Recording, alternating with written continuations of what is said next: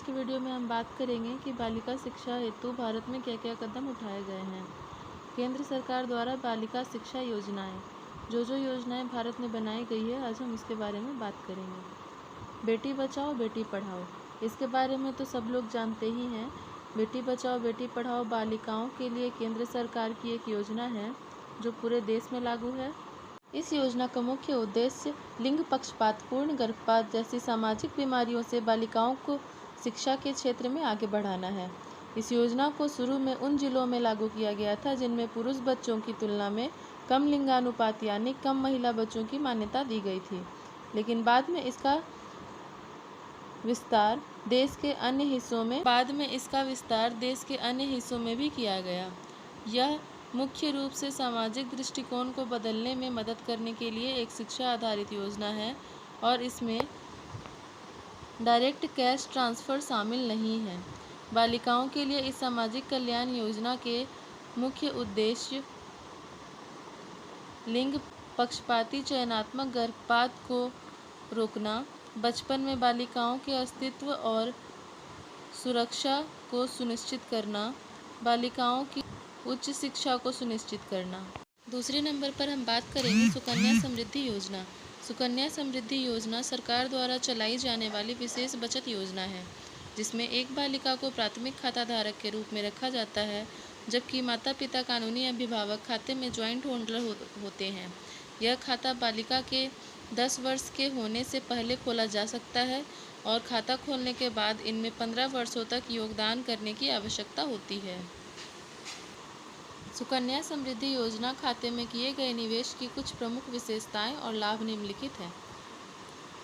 प्रारंभिक जमा के आसान विकल्प 1000 रुपये से लेकर 1.5 लाख रुपये तक। रिटर्न की तय दर वित्तीय वर्ष 2022-23 की पहली तिमाही के अनुसार वर्तमान में 7.6% है। आगे की विशेषताएं आप स्वयं देख सकते हैं। इसके बाद हम बात करेंगे बालिका समृद्धि योजना के ऊपर। बालिका समृद्धि योजना एक छात्रवृत्ति योजना है जो गरीबी रेखा से नीचे वाली युवा लड़कियों और उनकी माताओं को आर्थिक सहायता प्रदान करने के लिए बनाई गई है। योजना का मुख्य उद्देश्य समाज में उनकी स्थिति में सुधार करना, लड़कियों की विवाह योग्य आयु को बढ़ाना और नामांकन में सुधार के साथ साथ स्कूलों में लड़कियों की संख्या को बढ़ाना है। बालिका समृद्धि योजना की विशेषताएं और लाभ। यह बालिका लाभ योजना शहरी और ग्रामीण दोनों क्षेत्रों में उपलब्ध है। नवजात शिशु के जन्म के बाद बालिका की मां को 500 रुपये प्रदान किए जाते हैं। स्कूल जाते समय एक बालिका को 300 रुपये से 1000 रुपये तक की वार्षिक छात्रवृत्ति मिल सकती है। बालिका की 18 वर्ष की आयु के बाद शेष राशि में से पैसा निकाल सकते हैं। इसके बाद हम बात करेंगे सीबीएसई उड़ान स्कीम के बारे में।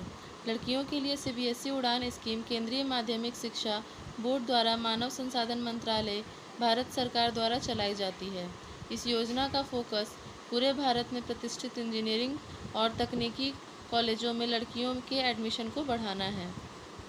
11वीं और 12वीं कक्षा में छात्राओं के लिए मुफ्त पढ़ाई के सामान, ऑनलाइन जैसे वीडियो अध्ययन सामग्री आदि। 11वीं और 12वीं की छात्राओं के लिए वीकेंड पर ऑनलाइन क्लासेस। सीबीएसई उड़ान योजना की योग्यता शर्तें।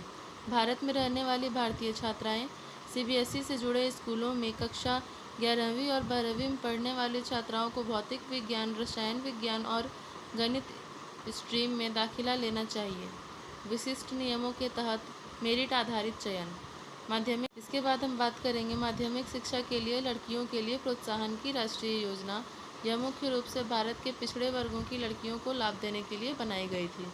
उसके बाद हम बात करते हैं धन लक्ष्मी योजना के बारे में। धन लक्ष्मी योजना केंद्र सरकार द्वारा मार्च 2008 में कम आय वाले परिवारों को बालिकाओं को आर्थिक मदद करने के लिए पायलट परियोजना के रूप में शुरू की गई थी। हालांकि सरकार द्वारा वर्षों से शुरू की गई अधिक आकर्षक योजनाओं के परिणाम स्वरूप धन लक्ष्मी योजना अब लगभग खत्म हो गई है। और नेक्स्ट क्वेश्चन इज बालिका शिक्षा को सशक्त बनाने में परिवार एवं समुदाय की भूमिका का वर्णन करें।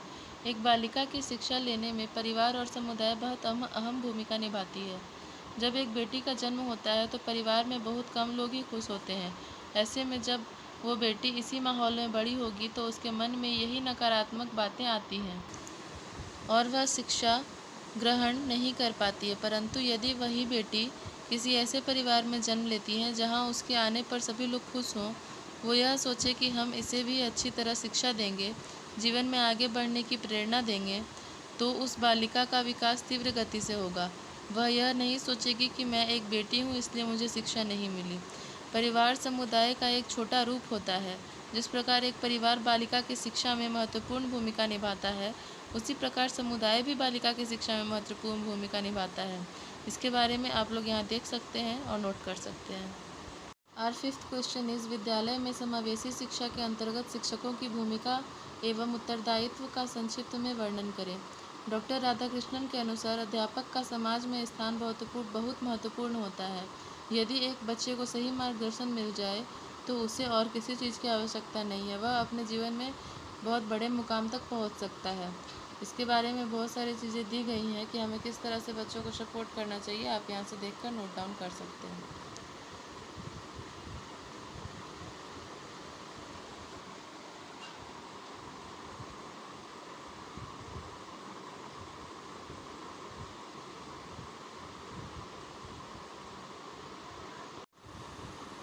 और सिक्स्थ क्वेश्चन इज, जेंडर विभेदी के समाप्ति के उपायों को संक्षिप्त में वर्णन करें।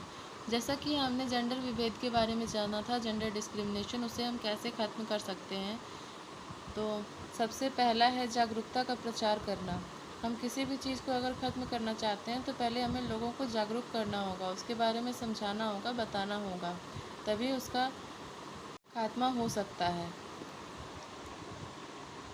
बालिका शिक्षा का प्रचार करना होगा, शिक्षा व्यवस्था में सुधार लाना होगा, सामाजिक कुप्रथाओं पर रोक, सुरक्षात्मक वातावरण, प्रोटेक्टिव एटमॉस्फेयर गर्ल्स के लिए होना बहुत ज़रूरी है, समानता और समता, इक्वालिटी एंड इक्विटी, गलत सामाजिक परंपराओं एवं मान्यताओं की समाप्ति। इसके बाद हमारा लास्ट क्वेश्चन बचता है, हमें 4 टॉपिक्स पर टिप्पणी लिखनी है। पहला, हाशिए का समाज, दूसरा, पितृसत्तात्मक समाज, तीसरा, समावेशन एवं अपवर्जन, और चौथा, जेंडर संवेदनशीलता और समानता में शिक्षा की भूमिका। इसके बारे में हम कल अच्छे से डिस्कशन करेंगे।